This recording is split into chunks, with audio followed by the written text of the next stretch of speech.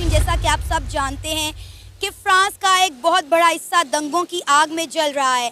France की हुकूमत ने इस मौजूदा सूरत हाल को कंट्रोल करने के लिए पाकिस्तान और तुर्की समेत कई अरब ममालिक के इनलीगल माइग्रेंट के वीज़ाज बैन कर दिए हैं। लेकिन सामने एक बड़ी खबर आई है। अभी तो हम देखिए बात कर रहे थे किसकी, बात करते करते हम थके नहीं थे। अभी इसी तरह का सलूक जारी रहेगा और इसके ऊपर जो तहरीक इंसाफ का ऑफिशियल ट्विटर हैंडल है, उन्होंने भी कोई ट्वीट्स वगैरह किए हैं। और मुल्क में होगी, पाकिस्तानियों की तो बहुत बड़ी तादाद मौजूद है वहाँ पे। पाकिस्तानी, इंडियंस, अरब, अफ्रीकी, मुस्लिम ममालिक के लोग बहुत बड़ी तादाद में वहाँ पे मौजूद हैं। फ्रांस ने भारत के साथ दोस्ती निभाते हुए कहा है कि इंडियन मुस्लिम वहां पर जा सकते हैं और उन्हें वहां पर जाकर रहने की इजाज़त भी है।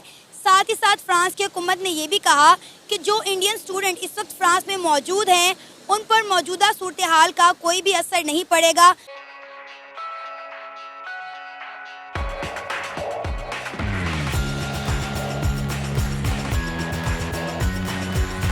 तनवीर, क्या कहेंगे इस वक्त फ्रांस की जो मौजूदा सूरत हाल है? उन्होंने जो है तुर्की, पाकिस्तान समेत कई अरब ममालिक के जो मुसलमान हैं उनके वीज़ाज बैन कर दिए हैं। लेकिन ख़ास कर अगर हम बात करें इंडियन मुस्लिम की, तो उन्होंने कहा है कि वो वहाँ पर जा भी सकते हैं और वहाँ पर जाकर रह भी सकते हैं।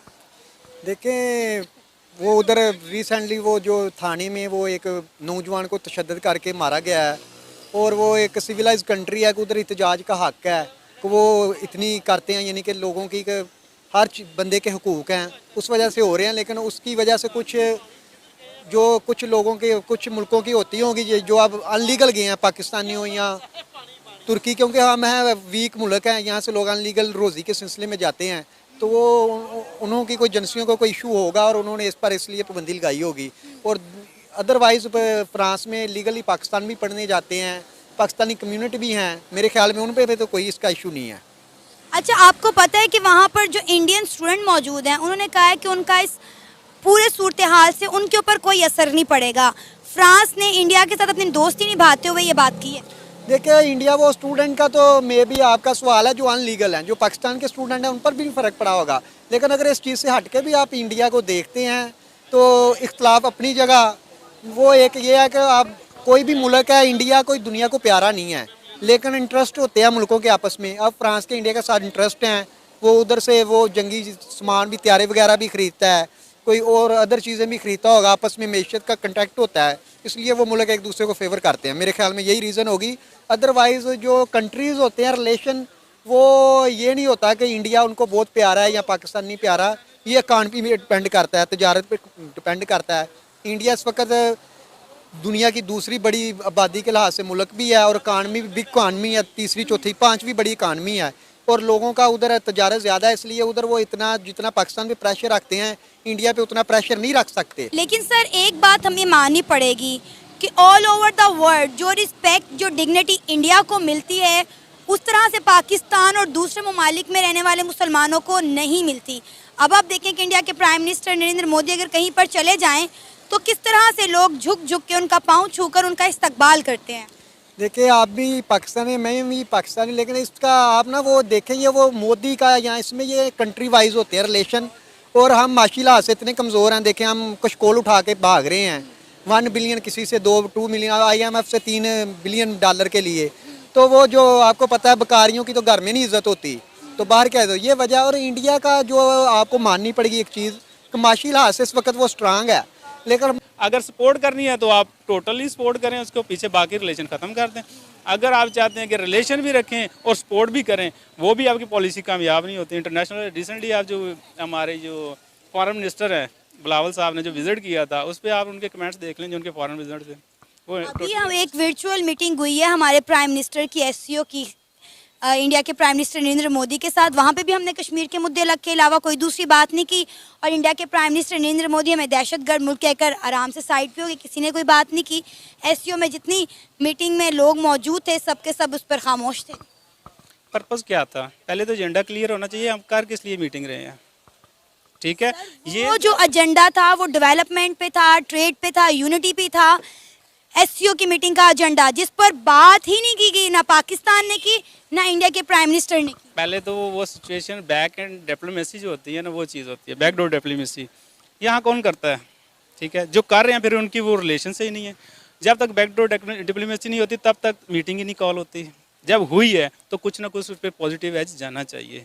ये नहीं होगा कि बैड लक हुआ तो आप दोनों साइड ख़त्म कर दें। तो स्टार्ट ही हुआ था कुछ दिन पहले जो हुआ, एक विजिट अमेरिका का इंडिया के प्राइम मिनिस्टर ने किया और उसकी धूम मच गई और उस पर हमने बहुत से प्रोग्राम्स किए क्योंकि उसमें एग्रीमेंट्स ही इतने ज़्यादा हुए, उसमें बहुत सारी डेवलपमेंट्स ही इतनी ज़्यादा हुई कि हमें उसके ऊपर इतने ही प्रोग्राम करने पड़े। लेकिन अभी तो उसी की धूम मची हुई थी कि एक और विज़िट भी आ गया और वो है कि इंडिया के प्राइम मिनिस्टर अब विज़िट करने जा रहे हैं फ्रांस का। पेरिस पहुँचेंगे वो 13 जुलाई को, इसी मंथ में, क्योंकि 14 जुलाई जो कि नेशनल डे है फ्रांस का, उस पे उनको गेस्ट ऑफ ऑनर के तौर पर रखा गया है। यानी PM Modi guest of honour होंगे फ्रांस के नेशनल डे पे। इसको कहा जाता है बास्टील। अब इसको आप बास्टील कह सकते हैं, बेस्टील कह सकते हैं, लेकिन अगर आप फ्रेंच इसका प्रोनाउंसिएशन पूछेंगे तो वो है बेस्टिलिए, उसको बोलते हैं बास्टिलिए। तो ये क्या है, इस दिन की अहमियत क्या है? तो देखें, अगर आप ये कहें कि ये जो दिन है ये start of the French revolution था तो गलत नहीं होगा। और इसको ये कहा जाता है कि एक रिप्रेजेंट करता है equality, liberty and modern democratic जो फॉर्म ऑफ गवर्नमेंट है उसको, क्योंकि जो इससे पहले बादशाह थी वो ख़त्म होने का भी इसको ये दिन कहा जाता है और फिर उसके बाद एक नया शुरू हुआ रेवोल्यूशन, जो फ्रेंच रेवोल्यूशन की बात की जाती है। इसका एक स्क्वायर भी है, बेस्टिल स्क्वायर वहाँ पर।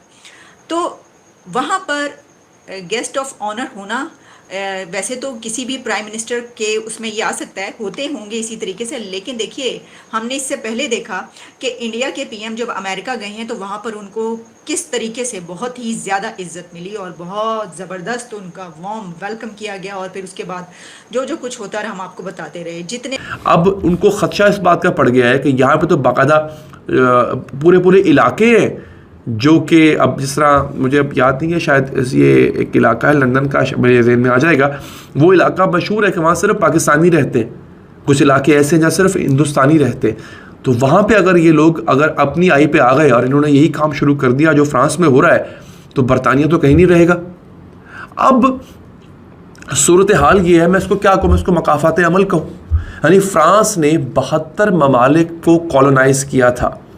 जैसे एक ज़माने में ताज बरतानिया की हुकूमत आधी दुनिया पे, बल्कि आधी से ज़्यादा दुनिया पर थी और उसका सूरज कभी डूबता नहीं था, इसी तरह से फ्रांस की हुकूमत 72 ममालिक पर थी। इतना सा मुल्क है और 72 ममालिक पे हुकूमत कर रहा था। वहाँ के लोगों को ग़ुलाम बना के रखा हुआ था। अब उन्हीं ममालिक के लोग उठ के फ्रांस आ गए। और आप ये सोच रहे होंगे कि उन्होंने आने क्यों दिया। ये भी तो एक वजह है ना कि भाई ऐसा होने क्यों दिया फ्रांस ने या इन यूरोपीय ममालिक ने। उसकी वजह है चीप लेबर। जी हाँ, इन लोगों को सस्ती लेबर मिलती थी इनकी शक्ल में, इन माइग्रेंट्स की शक्ल में, इन तारकीन वतन की शक्ल में इनको सस्ते मज़दूर मिलते थे, चीप लेबर मिल जाती थी। तो इस वजह से उन्होंने क्या किया, उन्होंने एक तो दुनिया में अपना नाम बनाने के लिए इनको आने दिया, फिर इनको एड भी मिल जाती थी यूएनओ से, इधर उधर से कि जनाब देखिए हम इतने बड़े पैमाने पे तारकीन वतन को संभाल रहे हैं। जैसे पाकिस्तान कितने अर्से तक 40 लाख तारकीन वतन जो अफ़गानी उनको हमने पाला, आज तक पाल रहे हैं, उनके नाम पे एड लेते रहे अमेरिका से और दीगर ममालिक से। हमने ऐसा किया तो बाकी वो भी, उनको भी पैसे आते, मुफ्त के पैसे आते, किसी को बुरे नहीं लगते। यही काम फ्रांस और बाकी मुल्क भी कर रहे थे। तो इन्होंने इनको आने दिया। अच्छा, अब हुआ क्या हुआ नाज़रीन, ये बेसिकली कुछ हद तक कसूर इनका भी है। ये जो गैर मुल्की तारकीन वतन है, इनमें से अक्सरियत वो लोग हैं जो अपने अपने ममालिक में छोटे मोटे टुच्चे काम किया करते थे, जुराइम पेशा लोग थे। ये बहुत एक बड़ी तादाद है जो जुराइम पेशा लोगों की है, जो यहाँ से भागना चाहते थे, जो कि इल्लीगल वहाँ पे जाना चाहते थे, ये कश्तियों में सवार होकर जाना चाहते थे, जो पिछले दिनों डूबी भी है कश्ती। तो इन लोगों को, चूँकि इनके पास डॉक्यूमेंट्स नहीं होते थे, लिहाजा इनको बहुत सस्ते दामों वहाँ पे फ्रांस में और दीगर ममालिक में नौकरी पर रख लिया जाता था। इससे उनके खर्चा पैसे बच जाते थे, उन हुकूमतों के, उनकी मईशतों के पैसे बच जाया करते थे। लिहाजा इससे थर्ड वर्ल्ड कंट्री से इंतहाई थर्ड क्लास लोगों को जब उठा के ले जाया गया वहाँ पे और ले जाया गया, तो नाजरीन सूरत हाल ये बनी कि उन्होंने वहाँ पे काम तो करना चाहते नहीं थे, वहाँ की सोसाइटी में ब्लेंड इन तो वो हुए नहीं। उन्होंने जाके वहाँ पे यही काम किया जो वो अपने ममालिक में किया करते थे, दंगे फसाद और लूट मार। तो नाज़रीन ये सूरत हाल है इस वक्त फ्रांस की, और ये सूरत हाल है इस वक्त पूरे यूरोप की, जो कि